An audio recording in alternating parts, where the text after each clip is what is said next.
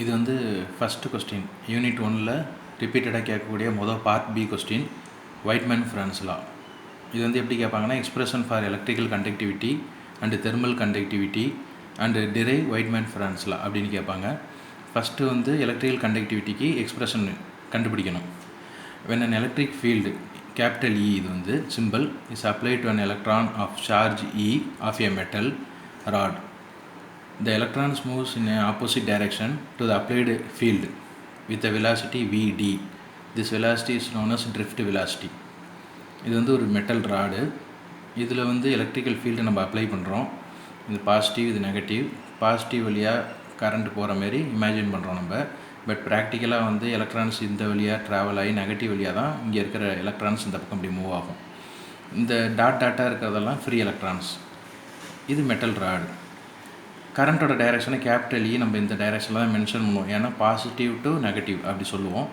But ஆக்சுவலாக உள்ளே என்ன நடக்குது அப்படின்னா, எலக்ட்ரான்ஸ் வந்து ஃப்ரம் நெகட்டிவ் சார்ஜிலேருந்து இங்கே இருக்க எலக்ட்ரான்ஸ் வந்து இந்த பக்கம் மூவ் ஆகும். Force experienced by the electron. ஒரு எலக்ட்ரானுக்கு எவ்வளோ ஃபோர்ஸ் கிடைக்குது அங்கே அப்படின்னா நம்ம அப்ளை பண்ணுற ஃபீல்டை பொறுத்து இருக்குது. அப்போது F is equal to E capital E, equation 1. This force accelerates the electron and hence it gains acceleration A. இந்த ஃபோர்ஸு தான் எலக்ட்ரானை வந்து ஆக்சிலரேட் பண்ணுது, அதாவது ஸ்பீடை கொடுக்குது. அந்த எவ்வளோ ஆக்சிலரேஷன் கெயின் ஆகுது அப்படின்னு பார்த்திங்கன்னா அது வந்து a. Newton's second law of motion படி, அந்த ரூல் படி ஒரு ஃபோர்ஸ் எதுக்கு ஈக்குவலாக இருக்கும்னா அந்த பொருளோட மாஸு அதுக்கு கிடைக்கக்கூடிய ஆக்சிலரேஷன் எனர்ஜி. அப்போ மாஸ் எம், இது acceleration A. So F is equal to ma. இதுதான் செகண்ட் ஈக்குவேஷன். அடுத்தது from equation 1 and 2 we have ma equal to E into E. அப்போ ஆக்சிலரேஷன் கண்டுபிடிக்கணும் அப்படின்னா இந்த m வந்து டினாமினேட்டரில் போயிடும். EE divided by m, equation 3. The average drift velocity of the electron is Vd. இந்த சிம்பிளுக்கு பேர் டவ். கொலிஷன் டைமை குறிக்கிறது.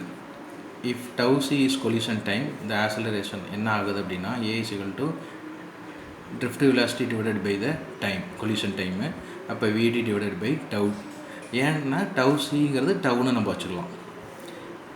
அப்போ drift velocity Vd is equal to A into tau. இந்த Vd equal to இந்த டவ் வந்து இந்த பக்கம் போயிடும். இப்போ A into tau Vd, equation 4.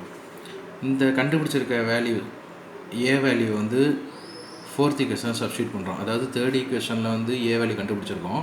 இந்த தேர்ட் ஈக்குவேஷனில் கண்டுபிடிச்ச A வேல்யூ எடுத்து ஈக்குவேஷன் 4ல் இந்த ஏக்கு பதிலாக சப்ஸ்டியூட் பண்ணுறோம். So Vd is equal to E into E by m into tau. அப்போ Vd is equal to என்ன ஆகும் அப்படின்னு பார்த்தீங்கன்னா E tau by m into E. அது வந்து ஈக்குவேஷன் 5. இங்கே என்ன பண்ணியிருக்கோம் அப்படின்னா இந்த டவ்வை உள்ளே கொண்டு போயிட்டோம், இந்த கேபிட்டல் ஏ வெளியில் கொண்டு வந்திருக்கோம். அவ்வளோதான், சேம் ஈக்குவேஷன் தான்.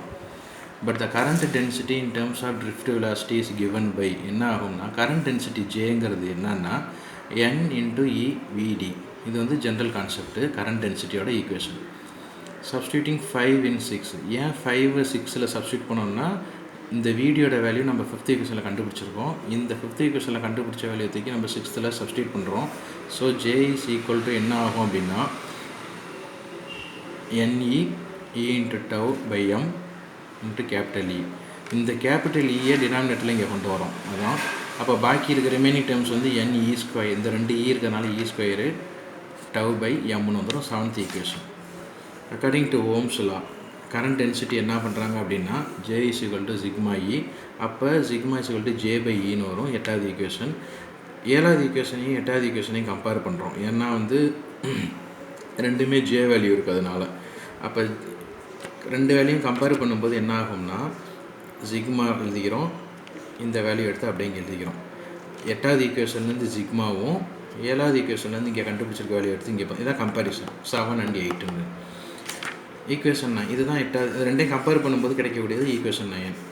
Equation 9 represents electrical conductivity of the metal. இது ஒரு டெரிவேஷன். இது வரைக்கும் சப்ஸ்டியூட் பண்ணோம்னா 8 மார்க்கு. இதுக்கு அடுத்தது அதே மாதிரி தெர்மல் கண்டக்டிவிட்டி அந்த மெட்டலுக்கு கண்டுபிடிக்கணும். அப்போது அந்த மெட்டலோட தெர்மல் கண்டக்டிவிட்டி எப்படி இருக்குன்னு பார்க்கணும். 2 கிராஸ் செக்ஷன் ஏரியா எடுத்துக்கிறோம், ஒன்று ஏ ஒன்று b. Concept of cross section a and பின்னு யூனிஃபார்ம் மெட்டல் ராடி AB separated by distance lambda. இந்த ரெண்டுக்கும் இடைப்பட்ட தூரம் வந்து லேம்டா. இதை கேன்சல் பண்ணுறோம். அடுத்தது let A be the at high temperature. ஏங்கிற பாயிண்ட்டு டெம்பரேச்சர் ஜாஸ்தியாகவும் பிங்கிற பாயிண்ட்டு கம்மியான டெம்பரேச்சர்லையும் இருக்குது. now heat conduction takes place from A to B. Heat வந்து ஹையர் டெம்பரேச்சர்லேருந்து லோயர் டெம்பரேச்சருக்கு ட்ராவல் ஆகும். அதனால் A to B by the electrons. இப்போ conduction electron per unit volume எவ்வளோ இருக்குது அப்படின்னா n, அதாவது n நம்பர் ஆஃப் எலக்ட்ரான்ஸ் வந்து இந்த வால்யூமில் இருக்குது. ஆவரேஜ் வெலாசிட்டி பார்த்திங்கன்னா V. During the moment of electrons இந்த rod elastic collision takes place. இந்த ராடில் வந்து எலக்ட்ரான்ஸ் வந்து மூவ் ஆகும்போது ஒன்றோட ஒன்று மோதிக்கும். அதுதான் எலாஸ்டிக் கொலிஷன் சொல்கிறோம். த எலக்ட்ரான்ஸ் நியர் ஏ லூஸ் தேர் கைனட்டிக் எனர்ஜி. ஏங்கிற பாயிண்ட்டுக்கிட்ட இருக்கிற எலக்ட்ரான்ஸ் வந்து கைனட்டிக் எனர்ஜியை இழந்துடும், லூஸ் ஆகிடும். அதே சமயம் பிங்கிற பாயிண்ட்டுக்கிட்ட இருக்கிற எலக்ட்ரான்ஸ் வந்து அந்த கைனட்டிக் எனர்ஜியை கெயின் பண்ணிக்கும். ஸோ ஏங்கிற பாயிண்டில் average kinetic energy of an electron எவ்வளோன்னு பார்த்தீங்கன்னா 3/2 kT. இதே பிங்கிற இடத்துல average kinetic energy of electron பார்த்தா 3/2 k. இந்த டெம்பரேச்சர் வந்து கம்மியான temperature T-DT. Excess of kinetic energy carried by the electron from A to b. ஏலேருந்து பிக்கு போகிறப்ப எலக்ட்ரானு எவ்வளோ எக்ஸஸ் கைனட்டிக் எனர்ஜி எடுத்துகிட்டு போகுது அப்படின்னா இதையும் மைனஸ் பண்ணால் நமக்கு தெரிஞ்சிடும்.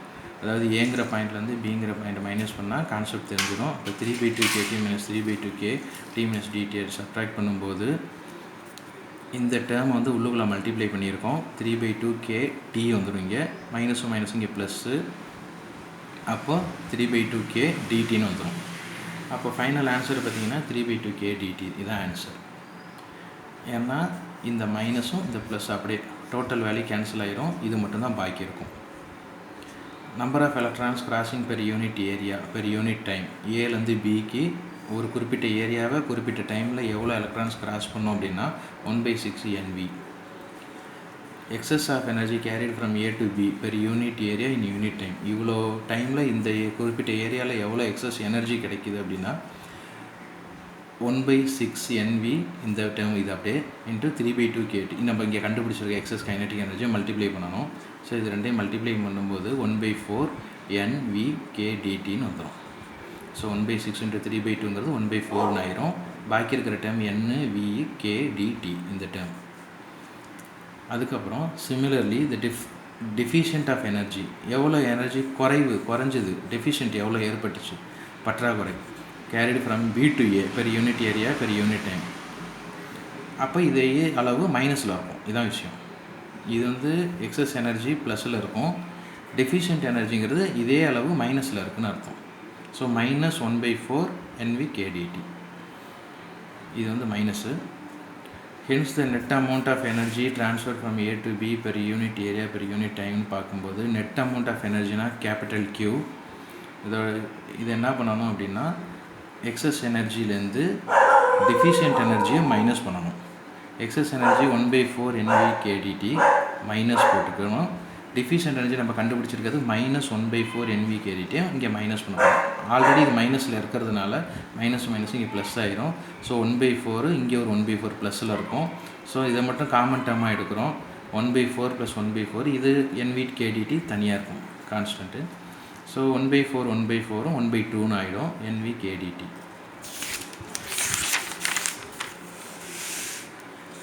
இதில் தெர்மல் கண்டக்டிவிட்டி Qவோட மதிப்பு என்னென்னா kDT/λ. Q தான் நம்ம இப்போ கண்டுபிடிச்சிருக்கோம் 1/2 NV kDTன்னு. இது Qக்கு பதிலாக இங்கே சப்ஸ்டியூட் பண்ணியிருக்கோம். இங்கே kDT/λ வரும். லாம்டாவோட மதிப்பு வந்து dx. ஸோ இந்த இடத்துல என்ன பண்ணுறோம் அப்படின்னா k = 1/2 NV k/λ வந்துடும். இந்த k மட்டும் இங்கே இருக்கும். இந்த லாம்டாவும் டிடியும் இந்த பக்கம் போயிடும். அப்போ லாம்டாவும் டிடியும் இந்த பக்கம் போச்சு அப்படின்னாக்க பாக்கி இருக்கிற டேர்ம் கேன்சல் டிடிலாம் கேன்சல் ஆயிரும். லாம்டா இங்கே டினாமினேட்டர் இருக்கிறது இங்கே நியூமரேட்டருக்கு போயிடும். ஸோ என்ன மதிப்பு அப்படின்னா 1/2 NV k. இந்த லாம்டா அங்கே போயிடும். ஸோ அதான் இந்த டேர்ம். இந்த டிடியும் கேன்சல் ஆயிரும். இந்த லாம்டா டினாமினேட்டர் இருக்கிறது இந்த பக்கம் போகும்போது நியூமரேட்டருக்கு போயிடுச்சு. இதுதான் 8வது ஈக்குவேஷன் கேவோட வேல்யூ. மெட்டல்ஸ்க்கு என்னென்னா ரிலாக்ஸேஷன் டைம் டவ் வந்து கொலிஷன் டைமுக்கு ஈக்குவலாக இருக்கும். அதாவது டீயும் டீட்டவும் ஈக்குவலாக இருக்கும். டி டவோட மதிப்பு வந்து λ/vன்னு நம்ம எழுதிக்கலாம். இப்போ τ/c கொலிஷன் டைமு. அப்போ τc பதிலாக λ/vன்னு எழுதிக்கிறோம்.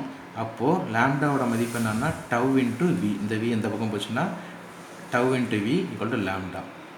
சப்ஸ்டியூட்டிங் 9 in 8 இந்த கண்டுபிடிச்சிருக்க 9th வேல்யூ அதாவது லாம்டா வேல்யூ தூக்கி இந்த 8வது ஈக்குவேஷன் லாம்டாக்கு பதிலாக சப்ஸ்டியூட் பண்ணுறோம். அப்போ 1/2 NVK இந்த லாம்டாக்கு பதிலாக இப்போ நம்ம கண்டுபிடிச்சிருக்க டவு வியை சப்ஸ்டியூட் பண்ணியிருக்கோம். அப்போ என்ன ஆகிடும் அப்படின்னா இங்கே ஒரு வி இருக்குது, இங்கே ஒரு வி இருக்குது. ஸோ வி ஸ்கொயர்னு ஆயிரும். 1/2 NV² K டவு. இதுதான் expression for thermal conductivity of metal. இதை வச்சு வைட்மேன் ஃப்ரான்ஸில் டெரைவ் பண்ண போகிறோம். இதுதான் ஒரு 16 மார்க்கு. இது கண்டுபிடிக்கிறதுக்காக தான் நம்ம எலக்ட்ரிக்கல் கண்டக்டிவிட்டி அப்புறம் தெர்மல் கண்டக்டிவிட்டி ரெண்டும் கண்டுபிடிச்சிருக்கோம். The ratio of thermal conductivity K to electrical conductivity sigma is directly proportional to the absolute temperature T. இதுதான் Whitman Franz law. This ratio is constant for all metals at a given temperature. இந்த definition தான் இங்கே அப்படி சிம்பிளாக போட்டிருக்கோம். அதாவது ratio of thermal conductivity கேக்கும் electrical conductivity இதோட ratio directly proportional to the temperature absolute temperature T. இதை இந்த டைரக்ட்லி ப்ரொபோர்ஷனல் சிம்பிளை ஈக்குவல் பண்ணணும் அப்படின்னா ஒரு கான்ஸ்டன்ட் ஆட் பண்ணணும். அதுதான் எல்லுங்கிறது ப்ரொபோர்ஷனாலிட்டி கான்ஸ்டன்ட்னு பேர். இந்த டைரக்ட்லி ப்ரொபோர்ஷனலுக்கு பதிலாக ஈக்குவல் சிம்பிள் போடுறோம். எல்லுங்கிறது என்ன அப்படின்னா லாரன்ஸ் நம்பரு. இதோட மதிப்பு 1.12 × 10⁻⁸. இது என்னன்னா இப்போ நம்ம கண்டுபிடிச்சிருக்க வேல்யூஸ் நம்ம எலக்ட்ரிக்கல் கண்டக்டிவிட்டி கண்டுபிடிச்சிருக்கோம், சிக்மா கண்டுபிடிச்சிருக்கோம், தெர்மல் கண்டக்டிவிட்டி எல்லாமே. இங்கே இந்த ரெண்டு வேல்யூயும் நம்ம சப்ஸ்டியூட் பண்ணுறோம். இங்கே சப்ஸ்டியூட் பண்ணும்போது இந்த எம் நியூமரேட்டருக்கு போயிடுது. இங்கே இந்த 1/2 இருக்குது, NV² K டவு இங்கே இருக்குது, பை NE² டவு இங்கே இருக்குது. இந்த எம் இங்கே நியூமரேட்டருக்கு போயிடுது. So remaining terms n cancel ஆகிடுது. எம் இருக்குது, V² இருக்குது, K இருக்குது, டவும் கேன்சல் ஆகிருக்கு. டினாமினேட்டரில் E² மட்டும் இருக்குது. அடுத்தது kinetic energy of electron is given by ½ mv² = 3/2 kT. இந்த செகண்ட் ஈக்குவேஷனை இந்த ஃபஸ்ட் ஈக்குவேஷனில் சப்ஸ்டியூட் பண்ணுறோம். எங்கே அப்படின்னா ½ mv² K இருக்கு இல்லையா, அதுக்கு பதிலாக இந்த வேல்யூ சப்ஸ்டியூட் பண்ணுறோம். அப்போ K/σ = என்ன ஆகிடும் அப்படின்னா 3/2 kT. எதுக்கு பதிலானா இந்த ½ mv²க்கு பதிலாக. அப்புறம் பாக்கி இருக்கிறது இந்த வேல்யூ K/E² பாக்கி இருக்குது. இந்த 1/2 mv²க்கு பதிலாக 3/2 kT போட்டிருக்கோம். இந்த 3/2 kT போட்டாச்சு. ரிமைனிங் டவும் Kவும் E² இருக்குது. இதை எழுதியாச்சு. இதுதான் ரிமைனிங் டேர்மு. இப்போ இங்கே என்ன ஆயிடுது அப்படின்னா 2 K இருக்கிறதுனால K², இந்த 3/2 அப்படியே இருக்கும். அடுத்தது ஒரு T E². அடுத்து கான்செப்ட் என்ன ஃபைனலைஸ் என்ன ஆகுது அப்படின்னா K/σ = 3/2 அப்படி இருக்கும். K/E ரெண்டுமே ஸ்கொயரில் இருக்கிறதுனால தனியாக எடுத்து ஸ்கொயர் பண்ணியாச்சு. ஒரு T இருக்குது. இப்போ K/σ = LT நம்ம ஏற்கனவே ஃபார்முலா படி பார்த்துருக்கோம். அப்போ வேறு L = இந்த வேல்யூ. அப்போ LT இந்த T ஆல்ரெடி இருக்குது. அப்போ எல்லுக்கு பதிலாக இந்த வேல்யூஸ் இருக்குன்னு அர்த்தம். அப்போ எல்லோட மதிப்பு என்னன்னா 3/2 K/E². இது கான்ஸ்டன்ட்டு. அப்போ இந்த ஈக்குவல் சிம்பிளை எடுத்துகிட்டு நம்ம டைரக்ட்லி ப்ரொபோர்ஷனல் சிம்பிளாக போடுறோம். அப்போ K/σ = directly proportional to T. The ratio of K and sigma of a metal is directly proportional to T. இதுதான் வைட்மேன் ஃப்ரான்ஸ் லா. இந்த ஃபைனல் ஈக்குவேஷன் இதுதான் K/σ directly proportional to T.